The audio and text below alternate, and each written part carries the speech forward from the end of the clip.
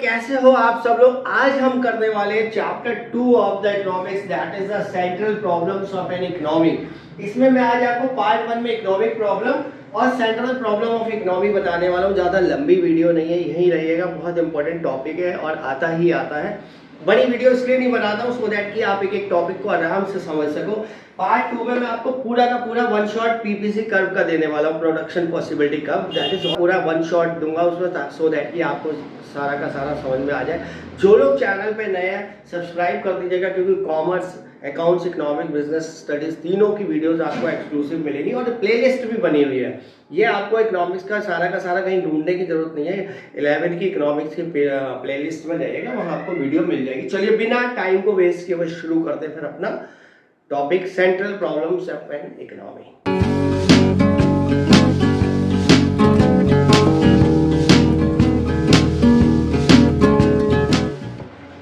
तो हमारा पहला टॉपिक है दैट इज इकोनॉमिक प्रॉब्लम। सबसे पहले हम ये समझते हैं कि इकोनॉमिक प्रॉब्लम होती क्या है। Basically wants of the human beings are unlimited. Number 1 point आपने याद रखना है, जो हमारी वॉन्ट्स है सबकी, हमारी आपकी सबकी वॉन्ट्स तो अनलिमिटेड है, हमको सब कुछ चाहिए, but means of satisfying that wants are limited. But उसके लिए जो रिसोर्सेज है वो, चाहे वो पैसा भी हो सकता है या कुछ और भी हो सकता है। सपोज हमारे को फ्रूट्स है तो फ्रूट्स की भी तो एक लिमिटेड ही प्रोडक्शन होता है ना। अनाज है, राइस है, व्हीट है, सबका प्रोडक्शन एक लिमिटेड है। पॉपुलेशन बहुत तेजी से बढ़ रही है तो उसी हिसाब से वॉन्ट्स बढ़ती जा रही हैं।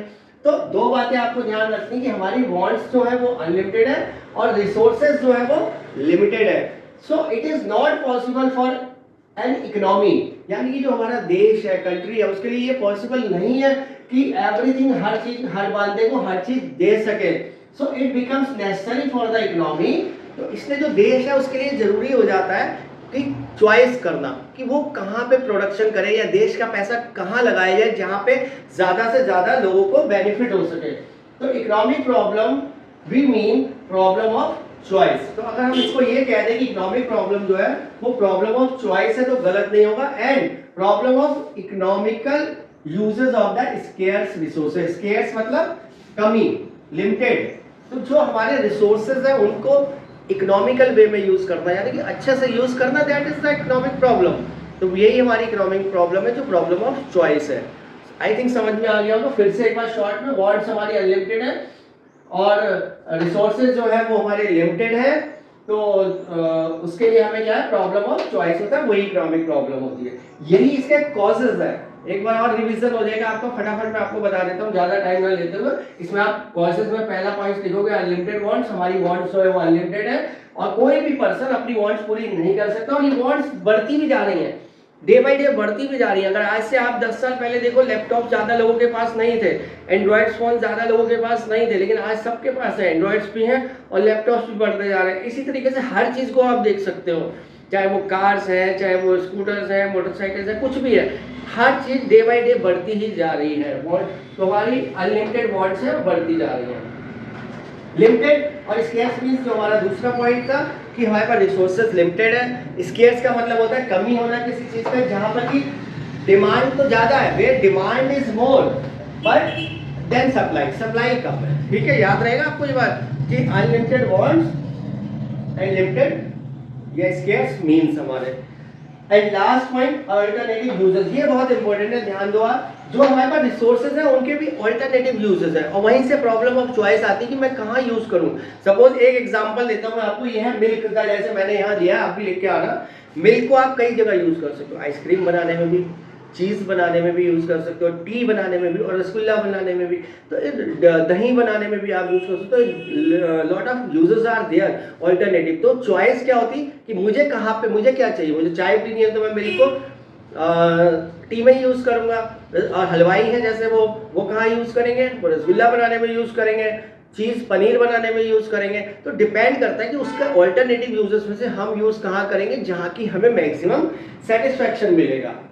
ठीक है, तो इसका स्क्रीनशॉट लीजिए जल्दी से, फिर मैं आपको सेंट्रल प्रॉब्लम्स बताता हूँ जो मेन हमारे यहाँ टॉपिक है। ठीक,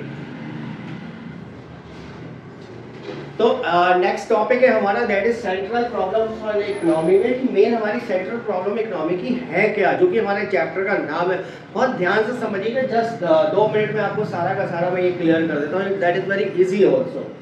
देखो सेंट्रल प्रॉब्लम ऑफ इकोनॉमी में तीन बातें हम लोग देखेंगे, what to produce, how to produce and whom to produce. एक तो आप ये तीन पॉइंट्स याद कर लो, what to produce, how to produce and whom to produce. अब इसमें क्या ध्यान रखना, सबसे पहला what to produce, two fold decision.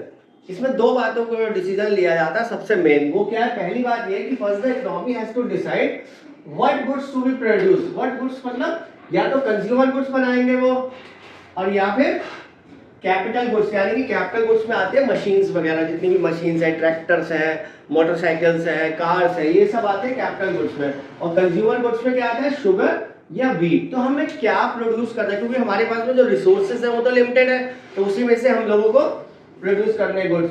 या फिर हम वॉर टाइम पर गुड्स बनाएंगे, जब कभी ऐसे लड़ाई वगैरह चल रही है या लड़ाई के लिए जरूरत है गन्स वगैरह बनाएंगे, या फिर पीस टाइम गुड्स जैसे ब्रेड एंड बटर है। तो सबसे पहला पॉइंट में तो आपको ये लिखना है कि first the economy has to decide कि उसे क्या बनाना है। सेकंड नंबर पे जो होगा उसमें ये होगा, वंस ये डिसाइड हो गया कि क्या बनाना है, देन कितना बनाना है, कौन सा गुड्स कितना बनाना है, कौन कितना कंज्यूमर बनाना है या कितना कैपिटल बनाना है, that will be as per the requirement of the country.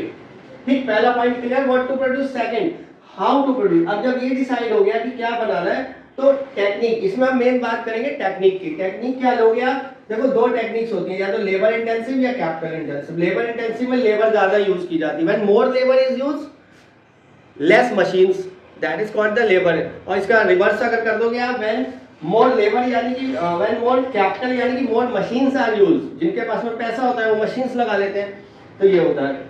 Best technique वो मानी जाएगी, बेस्ट टेक्निक वो मानी जाएगी कि जिसमें मैक्सिमम आउटपुट आए और कॉस्ट आपकी मिनिमम रहे। ठीक है, तो ये डिपेंड करता है प्रोड्यूसर के ऊपर कि वो कौन सी टेक्निक यूज करेगा, उसको कौन सी सूट करेगी। थर्ड पॉइंट है, that is called the whom to produce. किसके लिए बनाना है आपने, तो होम में जो है सबसे पहले, बिकॉज वहां पे दो सेक्शन आप मान के चलोगे। नंबर एक सेक्शन जो है आपका वो कौन सा है, वो ये है कि भाई पुअर के लिए बना सकते हो या फिर रिच। सेक्शन को दो पार्ट में डिवाइड। अगर आप पुअर के लिए बनाओगे, सोशल जस्टिस की बात करते हो, सोशल इक्विटी की बात करते हो, तो ज्यादा से ज्यादा गुड्स पुअर के लिए बनाया जाएगा। आप पुअर, लेकिन उसमें क्या होगा कि वहाँ पे प्रोड्यूसर्स लोग कम ध्यान देते हैं वहाँ पे, क्योंकि भाई प्रॉफिट ज़्यादा नहीं होता है, जीडीपी लो रहता है वहाँ पे। तो इस तरीके का कॉम्बिनेशन होना चाहिए कि हमारा कंट्री का जीडीपी भी बढ़ता रहे, प्रोड्यूसर को प्रॉफिट भी मिलता रहे, और पुअर सेक्शन का भी काम चलता रहे और रिच सेक्शन का भी काम चलता रहे, कंट्री लेवल पे चलता रहे। तो ये था हमारा central problem, what to produce, how to produce, whom to produce. I think आपको क्लियर हो गया होगा।